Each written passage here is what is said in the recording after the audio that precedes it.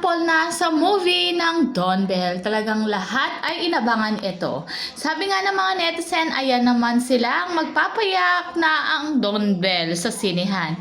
Huwag naman masyadong nega yung iba, sasabihin farewell na ang Don Bell. Tandaan nyo, ang love hindi lang naman puro saya at kilig. Pero times din na pinagdadaanan, kaya pag nalampasan, tumitibay. Ganyan din ang Don Bell. Kaya now pa lang, mag-iipon na ako para sa sinahan nila. Mga sabi, kinakabahan ako sa movie na to. Co-producer ang Don Bell sa bago nilang teaser for the movie. Hands-on silang dalawa. Donnie na isusurprise siya. Buong prod. Tapos kami na nandun. Alam namin na may cake at kakantahan siya. Gulat siya eh. Napakaraming nagbigay ng cake kay Donnie Pangilinan. Sa kanilang taping ay may pa-surprise din sa kanya. Their blockbuster na naman ito para sa Don Bell. Sabi nga nila, story time. So, pangatlong take na yan. Nung scene na kinuhanan that time at di alam ni Donnie na isusurprise siya ng buong prod.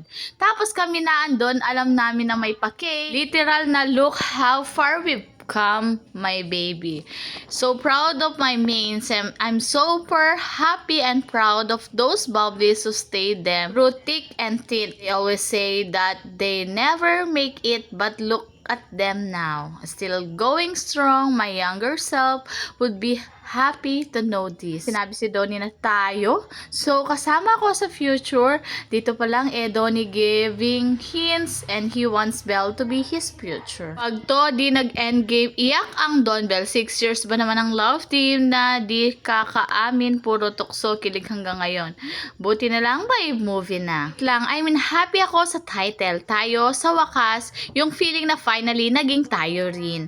Pero yung background music kasi sa sad, baka plot twist ay sad ending pala ang story kasi nga tayo sa wakas, or yung feeling na we are here and ending and mag-end na. Naguguluhan ako, mapanakit din si Direk Cathy, pero exciting, super exciting na.